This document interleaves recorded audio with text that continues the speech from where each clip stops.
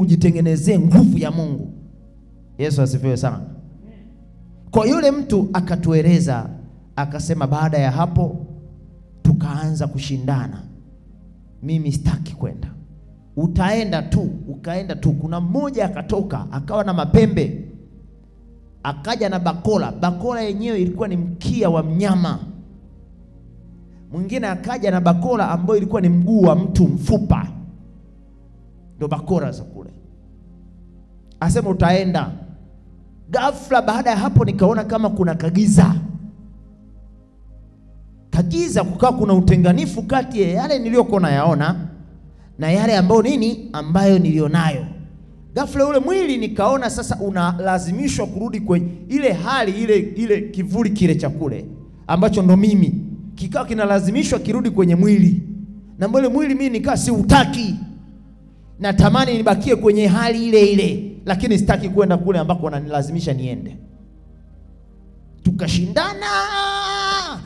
Ghafla ndio nikajikuta nimenyanyuka, nafumbua macho naona nyinyi.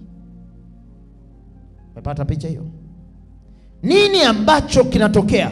Ni madhabahu ya kishetani inayozuia maisha ya watu wasifanikiwe, ndiyo inayowapelekea watu kuishi katika hatua hiyo.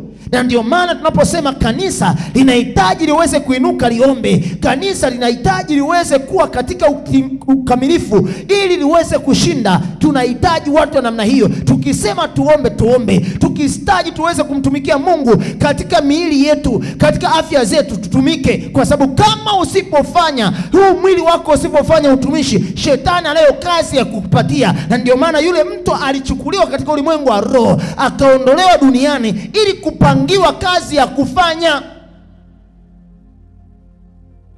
Lakini kukupa ushemasi unafanya kwa kutaka wewe mwenyewe. Una utumishi wa humo ndani, hutaki kufanya kazi ya Mungu. Umeokoka, hutaki kushuhudia. Unakuwa na kampeni zako za siri unazozijua. Huu ni madhabahu inayokushikilia ili usiweze kufanikiwa. Ninachotaka kukwambia, wewe ni mtu mkubwa sana. Unachopaswa kuamini, Yesu yupo ndani yako. Unahitaji uinuke, umtumikie Bwana ili Bwana atengeneze madhabahu mpya juu ya maisha yako, na wewe uweze kumwona Bwana kwa matendo. Mpigie Bwana Yesu makofi ya shangwe. Tumtumikie Mungu, wana wa Mungu, ili kushinda hii madhabahu ya shetani.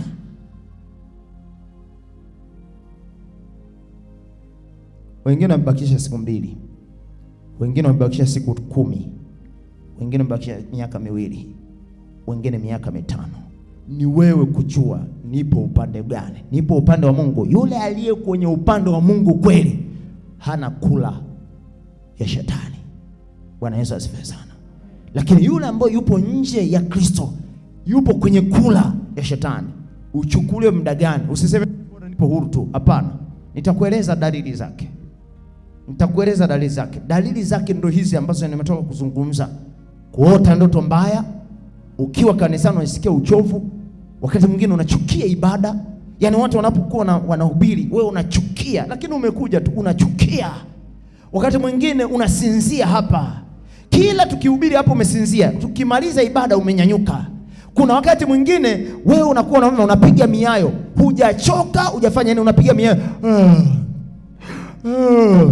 Ukiona hizo dalili, ni miongoni mwa watu ambao wapo kwenye madhabahu iliyopigiwa kula. Leo hii tunaenda kuikamata hiyo roho katika jina la Yesu. Nyanyua mikono yako juu, sema Bwana Yesu, Bwana Yesu, kula yoyote niliyopigiwa kwenye madhabahu ya kuzimu, madhabahu ya uharibifu, kuanzia sasa ninaweka mpaka kwa jina la Yesu. Mimi nitamtumikia Bwana, sitakuwa upande wa adui yangu, katika jina la Yesu, katika jina la Yesu.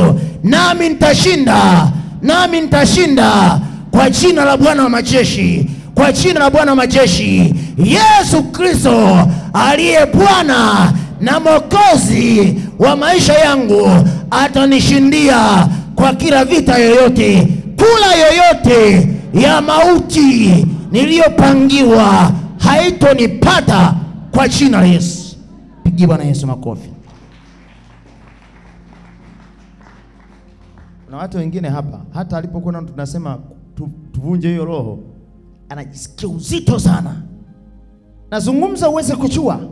Mimi ni mchungaji, naangalia mambo katika ulimwengu wa roho. Kanisa linakoelekea ni vema tuwe na kanisa ambalo limepata maarifa lakini halitaki kuchukua maamuzi, ili uweze kuchua ni wapi uweze kulisaidia. Kuna namna kulisaidia kanisa kwa namna hekima, kwa namna ya maombi, kwa namna ya kukemea, kwa namna ya kila namna yoyote ambayo inafaa kwa uweza wa Mungu na katika utakatifu, ili kulijenga kanisa liweze kumuona Bwana lenyewe, sio katika namna ya kuweza kufanya katika namna ya mtu mwingine alifanye lione. Yesu asifiwe sana. Maana kuna namna ya kuweza kusema utaenda mbinguni, sina mbingu ya kupeleka. Lakini neno ambalo unalipokea na unaweza ukaishi ndani yake, ukalitendea kazi, ndilo linaweza kusaidia ukaiona mbingu iliyo salama. Haleluya kanisa. Dalili za hii madhabahu ya kishetani. Dalili ya kwanza,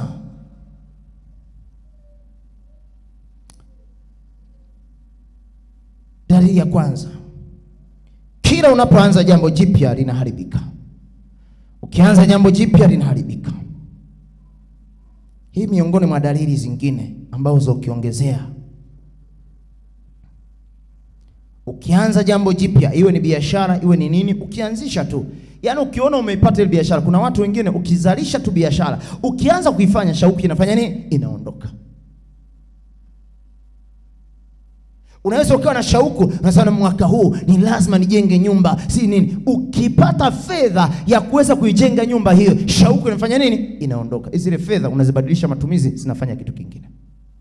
Unasema mwaka huu au mwezi huu nikipata fedha kiasi kadhaa, nitaongeza biashara zangu, siwe katika namna hii. Ukipata ile fedha, unashangaa mawazo yanafanya nini? Yameondoka. Ukiona hivyo, upo madhabahu hii. Ni lazima tuende wana Mungu katika kuomba, tuseme tuvunje kwa kila madhabahu zote zinazofuatilia maisha yangu, zinazonifanya mimi nisifanikiwe kiroho na mwilini. Ninazivunja kuanzia sasa, roho za asili. Na hizi madhabahu huwa hazianziagi ghafla tu from nowhere, hapana. Kuna namna, kuna vyanzo. Hakuna madhabahu inayotoka hewani.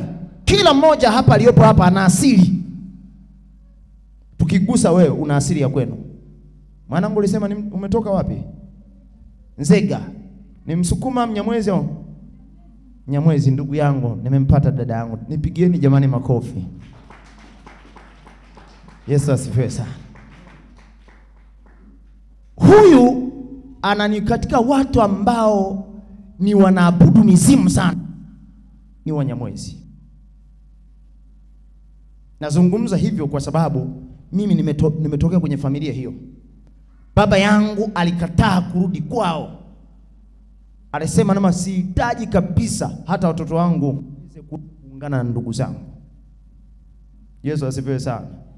Na hata waliomfuata ni baraa. Kwani mke wangu ulimkuta Nyaubi, shangazi yangu yule mganga wa kienyeji mchawi. Yaani alipotua tu Dodoma wakampa jina, ni mtu wa ubaya. Ukimgusa umekwenda. Anaitwa mtu sasa kwa Kigogo wanaita nini? Nyaubi. Yaani ni mtu wa nini? Wa ubaya. Unaenda na kutapisha kucha za watu, nywele za watu, vidole vya watu, nyama za watu zinatoka kwenye tumbo lako. Sasa ujiulize anaziwekaje humo? Nikamwambia bwana shangazi, mbona kama wewe unatuletea maigizo? Hebu tokeni hapa. Msiletee ugomvi na kaka yangu. Lakini walikuwa hawaelewani kati ya baba yangu na dada yake. Na alikimbia kwao kwa sababu baada ya kumuua mama yake akachukua ule mkoba. Si unaelewa wewe? Kutoka hapo mauti kaanza kutembea. Ili uchukue mkoba lazima muue mama yako ili uchukue mkoba. Yaani ni kifo. Sio kuua kwa namna, anakuua na umpeleki mahali popote. Yaani kila watu ukitaka kuja kumkamata unasikia uzito tu, wanamwacha. Hivyo wewe dunia sasa umemuua mtu na mtu yupo tu laiani. Sio anakuua kwa uchawi, anakupiga hata kama ni gongo la nini, lakini au mchi ule wa kutwangia. Kama mmoja aliuliwa na mchi, alipigiwa hapa kwenye utosi. Ambaye ni bibi yangu anaitwa nani? Pagale. Yeye alipigiwa hapa mchi, alafu mkoba ukachukuliwa. Ilipochukuliwa naye akauliwa na mwanae ambaye ndo huyu anaitwa Nyaubi, mtu wa upanga. Jina la kuzaliwa alikuwa anaitwa Elizabeth. Lakini alipokuwa baada ya hapa akabadilishwa jina. Alipokuja huku ameolewa, akaja akapewa jina. Yesu asifiwe sana. Kwa tunapozungumzia madhabahu ya uharibifu na sifa zake, ni lazima tuweze kuchua ni dalili za namna gani zinazoweza kujionyesha ili kuweza kuleta uharibifu. Yesu atukuzwe sana. Yesu atukuzwe sana. Unaanzisha jambo, biashara inafanya nini?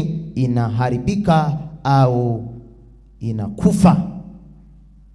Tumezungumza mambo mengine, kuota ukiwa makaburini. Lakini jambo jingine ambalo sijalieleza, migogoro isiyoisha ndani ya familia. Migogoro isiyoisha ndani ya familia. Yaani nyinyi kazi yenu ni kusuluhisha migogoro tu, haiwezi kuisha. Ni nini? Ni madhabahu ya kishetani ndiyo iliyopangwa kwenye familia yenu ili msiweze kufanikiwa. Hivi nikuulize, nyinyi mnatatua migogoro tu. Unapanga gari hapa, kama huyu mwenzangu ni mtu wa Kigoma. Mwezi huku na tatizo, unapanda gari unaenda wapi? Kigoma. Kazi unafanya saa ngapi? Unaingiza kipato saa ngapi? Utafanikiwa? Huwezi kufanikiwa. Hata kukua kiroho utakuwa kiroho? Huwezi kukua kiroho kwa sababu muda wote upo ni nini? Ni mtu unazurura. Unazurura. Kama huyu mwenzangu, wewe ni Masai wa wapi? Wa Kondoa wa wapi? Wa Arusha. Sehemu gani ya Arusha? Simanjiro. Mfano Simanjiro nauli shilingi ngapi? Kutoka hapa utapanda mpaka Arusha, kutoka pale Arusha mjini utapanda kuelekea Simanjiro. Kwani zipo hapa za Simanjiro moja kwa moja? Arusha mjini. Pale Simanjiro ni shilingi ngapi? Hapa kutoka hapa ni shilingi 30,000. Pale ni 10,000, 40,000. Kwenda na kurudi shilingi ngapi? 80,000.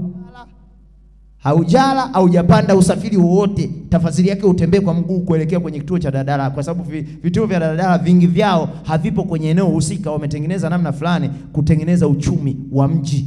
Lazima ukiweke kituo mbali ili upande gari uende sehemu nyingine, huyu wa gari apate pesa na yule wa daladala naye afanye nini? Apate pesa. Ukiona vituo vimewekwa mbali, ni sio eti kitu bahati mbaya, hapana, ni mfumo ya fedha, kila mmoja apate nini? Pato. Namna kutengeneza mnyororo wa watu, kila mmoja apate pesa. Yesu asifiwe sana. Sasa wewe unaanza kusafiri kila mwezi kuweza kushughulikia hiyo migogoro, utafanikiwa? Mshahara wako ni shilingi ngapi mpaka kila mwezi huo unashughulikia migogoro? Sasa madhabahu hii ya kishetani huwa inaingizwa ndani ya familia kufanya familia isifanikiwe. Siku zote yenyewe inashughulikia nini? Migogoro na matatizo. Na kanisa la sasa ili lisifanikiwe, shetani huleta machafuko, huleta maneno, huleta migogoro ya kila namna ili lisiweze kwenda mbele, ili lisiweze kufanikiwa. Na lazima kanisa liweze kuamka, lijue huu ni mlango wa adui, tuweze kumpiga, na hatimaye ninaamini siku ya leo tunaenda kushinda kwa jina la Yesu Kristo. Kila mlango wa adui uliofunguliwa tunaufunga kwa jina la Yesu Kristo. Ninatamani watu wamuone Mungu. Ninatamani watu wamuone Mungu. Kila mlango wote. Kwa hii huwa haipo tu kwenye familia, hata ipo kwenye ndoa. Ndoa. Nashangaa ndoa haiwezi kutoa matunda. Haitoi matunda. Kazi yao ni kusigana. Inawezekana tu mtu amedondosha chombo na wewe kazi yako ni kuvunja tu vyombo. Ni mtiti baada ya hapo wamekamatana ngumi tu. Yesu asifiwe sana. Hivyo unaoshikilia hapo, hawa watoto wanapatikana saa ngapi? Nazungumza na watu wazima. Hawa watoto wanapatikana saa ngapi?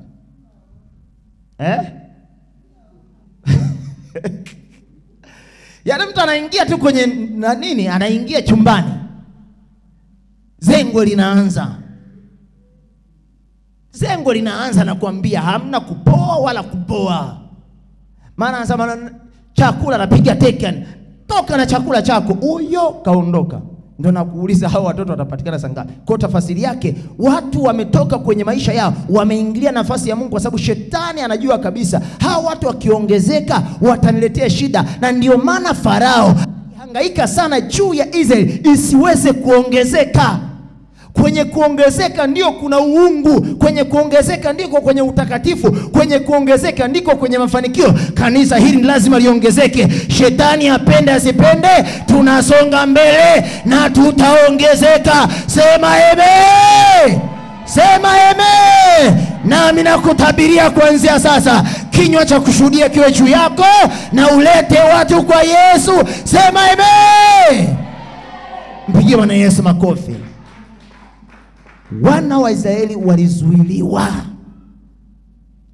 Israeli ilipozidi kuongezeka, Farao akaona wivu, akatengeneza mazingira, akawaambia wale wakunga akasema, ninawajua hawa watu wanaongezeka kwa kasi sana, na hawa mabinti wa Kiyahudi wakifikia tu kwenye kuzaa hawahitaji msaidizi, ghafla wanatoa. Angalie jinsi wanavyozidi kuongezeka, hawa watu watatutawala. Kanisa likiongezeka, tafasiri yake ni linakuwa na sauti hata ndani ya serikali. Lakini kanisa likiwa haliniongezeke, haliwezi kuwa na sauti. Hata serikali za mtaa hamwezi mkuwa na sauti. Serikali wanasema mnapiga kelele. Ambia sisi hatupigi kelele, tunamwabudu Mungu. Sasa tutawafungia. Wanakuja siku moja kuja na wao kushuhudia nini? Wanapiga kelele vipi? Wanakuta kanisa imefanya nini? Nyomi. Yaani lazima ufikirie mara mbili. Hawa watu tunawazuia wasiweze kuomba. Baada ya hapo wanaenda mtaani. Nini wanachoenda kukifanya huko mtaani? Wanarudi nyuma wao wenyewe. Sihitaji kuingia sana mambo ya siasa katika namna mingine ambayo ninayajua, maana nitapoteza pointi ya msingi. Yesu asifiwe sana. Kwa hiyo kupungua kwa kanisa kuto kufanya kazi ni sehemu ya madhabahu ya kishetani ambayo imeingia kwenye mioyo ya watu, kulifanya kanisa lisiweze kukua, kulifanya kanisa lisitoe, lisifanikiwe. Na ndio mpango wa madhabahu ya kuzimu, ndio mpango ulikuwa Farao kuweza kufanya Israeli lisiweze kuongezeka. Na siku zote hata kwenye maisha yako ukiona kuna mahali unakwama, unastaki, kila ukinyanyuka umedondoka, ni lazima uwe na macho ya rohoni kuweza kujua hii si sawa, ni lazima nichukue hatua. Na hatua sio kuweza kupiga tikitaka, hatua ni kumwendea shetani, kumwambia shetani imetosha sasa. Unakula cha moto na unampinga, na yeye shetani atoka mbele yako na unaiona kesho yako leo njema. Nami natabiri kesho yako leo njema inakuja mbele yako. Kesho yako leo njema inakuja mbele yako. Pokea neema ya kesho yako njema katika jina la Yesu Kristo. Sema amen. Sema amen kanisa. Lakini jambo jingine,